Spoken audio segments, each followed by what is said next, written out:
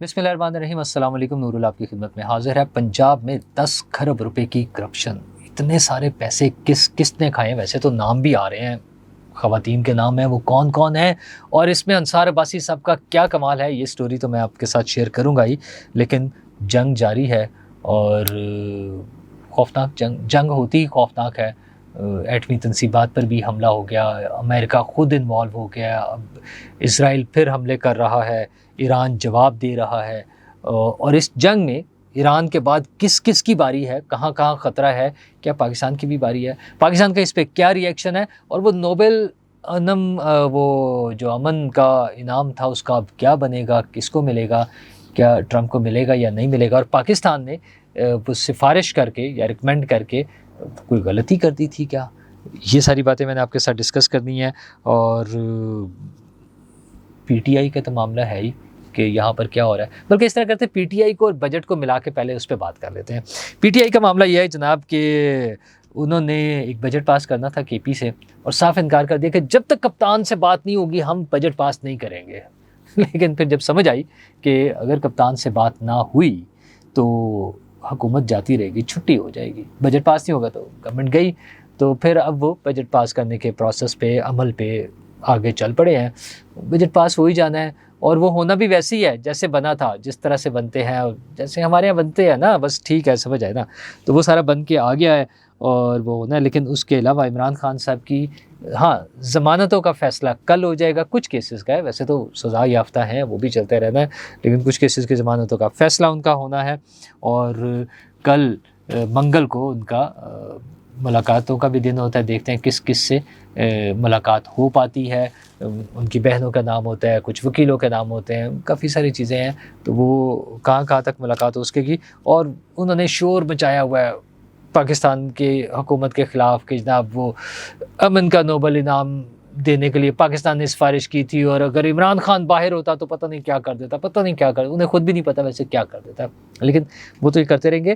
ایک اور شور جو مچا ہوا ہے وہ ہے کرپشن کے حوالے سے، ویسے تو کے پی وغیرہ میں بھی، باقی جگہوں پر بھی، ہر جگہ پر ہی ہوتا ہے، لیکن تازہ ترین جو شور مچ رہا ہے وہ پنجاب میں 10 کھرب روپے کی کرپشن کا ہے، اور اس کی وجہ جو بنا ہے بات، وہ جناب انصار عباسی صاحب کی رپورٹ ہے، جنہوں نے بتایا کہ پنجاب میں سال 2024-25 کی رپورٹ میں، آڈیٹر جنرل آف پاکستان کی رپورٹ میں 10 کھرب روپے کی مالی بے ضابطگیوں کا وہ انکشاف ہوا ہے۔ اچھا، انہوں نے بڑی تفصیل سے جناب انہوں نے بتایا کہ 998 ارب روپے فلاں چیز میں ہے، اتنے ارب روپے اس چیز میں ہے، اور پتہ نہیں 10 ارب روپے فلاں جگہ ہے، اور 8 ارب روپے وہاں، محکموں کا کر کے، اور اتنی لمبی چوڑی جو ہے نا وہ ہے، نمبرز کی گیم ہے ساری، بہت تفصیل سے انہوں نے بتایا ہوا ہے۔ کمال کی رپورٹنگ کرتے ہیں انصار عباسی صاحب، اور وہ آ گئی ہے، اور اس پہ شور مچ گیا کہ جناب یہ کرپشن ہو گئی ہے۔ اچھا، بڑی بری بات ہے یار اگر کرپشن ہوئی ہے۔ اچھا، اب سوشل میڈیا پہ پھر پی ٹی آئی والے بیٹھے ہوئے ہیں، اور ان کے خیال میں یہ مریم نواز صاحبہ کھا گئی ہیں، اور مریم اورنگزیب صاحبہ کھا گئی ہیں، اور وہ ہماری وزیر اطلاعات ہیں ان کا نام بھی آ جاتا ہے، عظمہ بخاری صاحبہ کا بھی، اور ایک اور وہ نام ہے ہنا پرویز بٹ صاحبہ، ان کا بھی نام آ رہا ہے، پتہ نہیں کیا کیا لوگ ہیں۔ 10 کھرب روپے! اچھا جی، اگر پیسے کھائے جائیں تو ظاہر ہے بہت غلط بات ہے، وہ تو 10 روپے بھی ہوں تو غلط بات ہے، 10 کھرب روپے بہت زیادہ ہوتے ہیں، ذرا آپ سوچیں، حساب لگائیں، کوئی کاؤنٹ کرنا شروع کرے نا، مطلب آپ نوٹوں کی وہ بنڈل بنا لیں، 5,000 روپے والے بنا لیں، چلے یار، وہ 10 کھرب روپے اگر آپ سوچنا چاہیں گے نا تو بہت زیادہ ہو جائیں گے۔ اچھا، سائیکی کیا ہے؟ لوگوں کے ذہنوں میں بٹھانا کہ جناب بہت لوٹ مار ہو رہی ہے۔ اس میں 2-3 چھوٹی چھوٹی سی چیزیں ہیں۔ پہلی، یہ جو آڈیٹر جنرل کی رپورٹ ہوتی ہے یہ کرپشن نہیں ہوتی، یہ بے ضابطگیاں بتائی جاتی ہیں کہ کچھ جگہوں پہ فارمیلٹیز پوری نہیں ہوتی، کچھ محکموں کے پاس جو پیسے گئے ہوتے ہیں وہ واپس نہیں آئے ہوتے، اور اس طرح کی مختلف چیزیں ہو رہی ہوتی ہیں۔ اچھا جی، لیکن 10 کھرب روپے، اچھا یہ رپورٹ کب کی ہے؟ جس کو لکھا گیا ہے کہ یہ مالی سال 2024-25 کی رپورٹ ہے، 24-25 کی رپورٹ جو ہے وہ 30 جون 2025 کے بعد کمپلیٹ ہوگی، اور اس کے بعد جا کر وہ بنے گی، وہ اگلے سال آئے گی۔ یہ 23-24 کی رپورٹ تھی۔ اچھا، 23-24 کا مطلب یہ ہے کہ مریم نواز صاحبہ کا دور حکومت اگر اس میں لیا جائے تو وہ 3 مہینے آ جائیں گے، وہ آپ لے لیں کہ مارچ سے لے کے جون تک کا تقریباً 2.5-3 اپریل مئی جون، 3-3.5 ماہ کا تقریباً سمجھ لیں آپ۔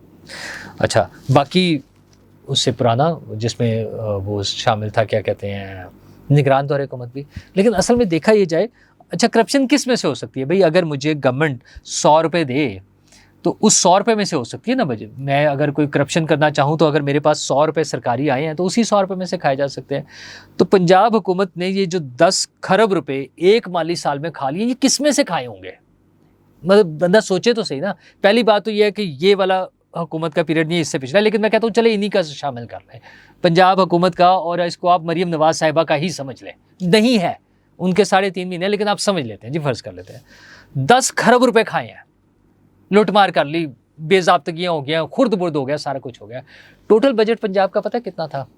جس میں سے یہ جو ہم دیکھتے ہیں نا, سڑکیں بن رہی ہیں, پل بن رہے ہیں, انڈر پاسز بن رہے ہیں, فلائی اوور بن رہے ہیں, اچھا لیپ ٹاپ بانٹے جا رہے ہیں, فری میڈیسنز دی جا رہی ہے, سولر پینل دیے جا رہے ہیں, قرضے دیے جا رہے ہیں, وہ فری میڈیسنز بانٹ دی گئی ہیں, کلینکس آن ویلز بن گئے ہیں, صحت کی سہولتیں دے رہے ہیں, نئے ہاسپٹل بن رہے ہیں, اچھا جی وہ کسان کارڈ چلے گئے ہیں, ٹریکٹرز دے دیے ہیں, اتنی بے ساری. اچھا پھر سارے سرکاری ملازمین کی تنخواہیں دی جا رہی ہیں, پولیس کو پیسے دیے جا رہے ہیں, ٹیررزم کے خلاف جنگ چل رہی ہے, اس پہ پیسے لگ رہے ہیں, انوائرمنٹ پر کام ہو رہا ہے, اس پہ پیسے, اتنے سارے کام ہو رہے ہیں جو بجٹ پیش ہوتا ہے اس میں سے ہوتے ہیں نا.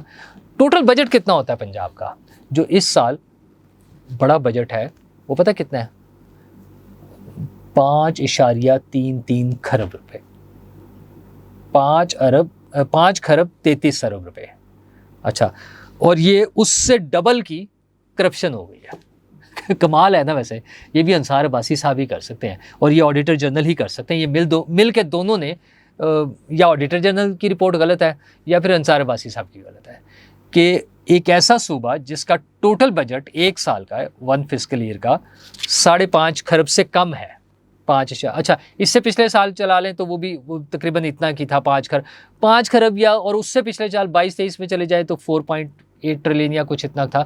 مطلب 5-6 کھرب روپے. میں کہتا ہوں اس میں اضافی گرانٹس بھی ملا لیں, اور ملا جلا کے 6 کھرب ہو گیا ہوگا, 7 کھرب ہو گیا ہوگا, جو نہیں ہوتا. اچھا 7 کھرب لگا لیں. اور 10 کھرب کی کرپشن کون کر سکتا ہے اس میں سے؟ یہ تو وہ عمران خان صاحب والا حال تھا, وہ جو نمبر جس طرح سے وہ بیان کرتے تھے نا, کہ 5 کھرب روپے کا ٹوٹل بجٹ تھا اور 10 کھرب اس میں سے لوٹ مار ہو گئی. یار حد ہو گئی ہے ویسے. مطلب وہ ڈس انفارمیشن کی, مس انفارمیشن کی, پروپیگنڈے کی.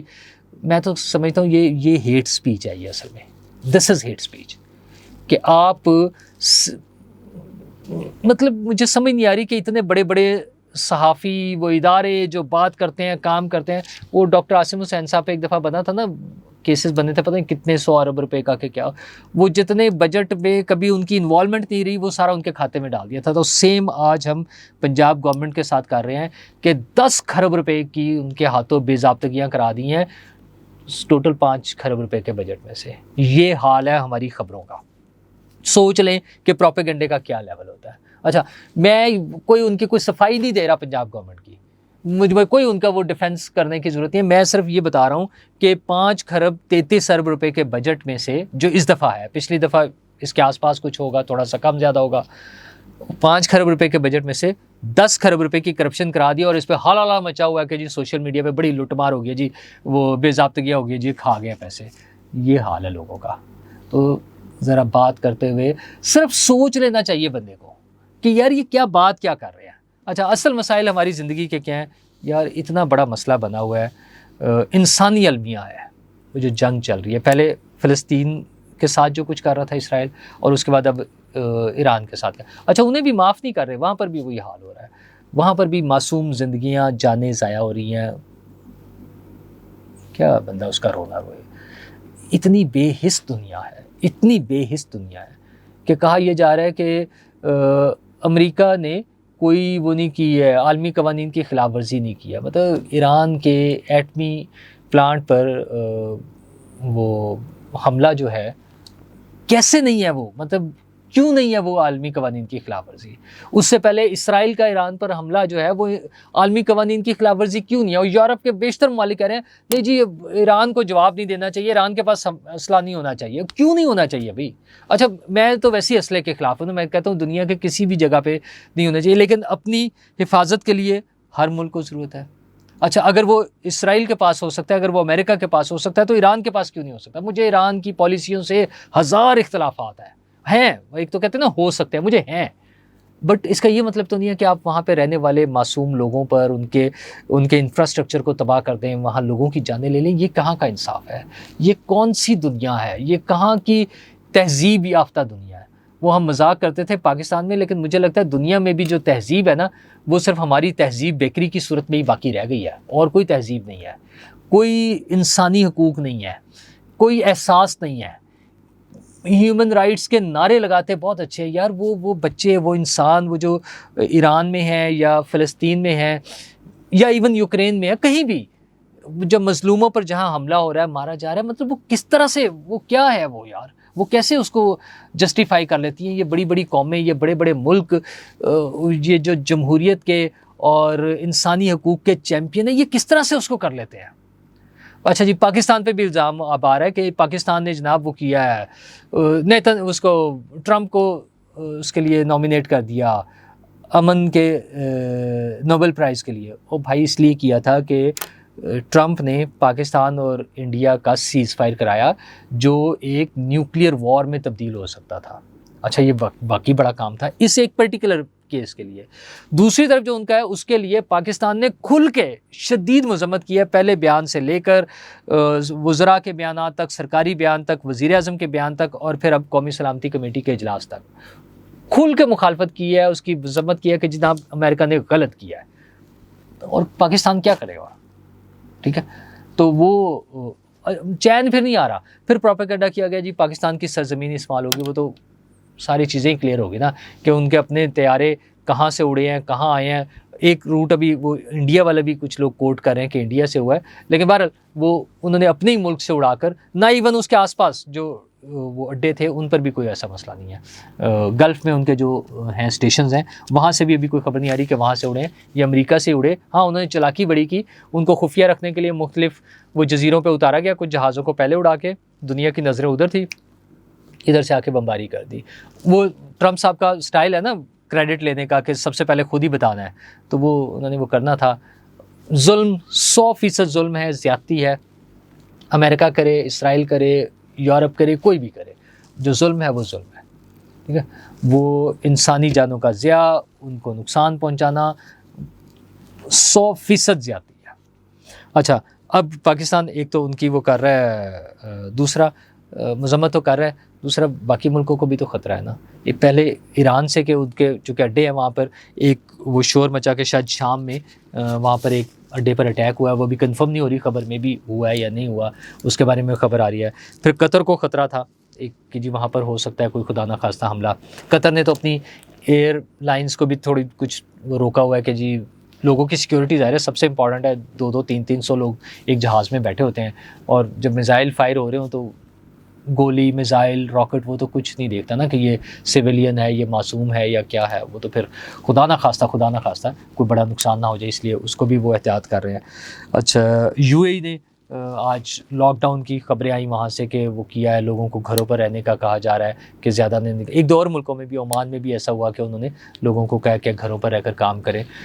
مطلب پوری دنیا ایک خوف کا شکار ہے، پوری دنیا کا امن جو ہے وہ خطرے میں ہے. اور اگر اس کا کوئی سلوشن نکل سکتا ہے، جس طرح میں جب پاکستان پہ تنقید کر رہا ہوتا ہوں نا، میں کہتا ہوں حکومت اور بڑے جو ذمہ دار ادارے ہیں ان کی وہ ڈیوٹی ہے اس کو مسئلے کو حل کرنا.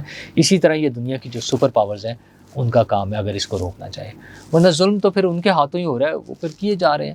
اچھا ایران جھگڑ رہا ہے، ہمت کر رہا ہے، لڑ رہا ہے.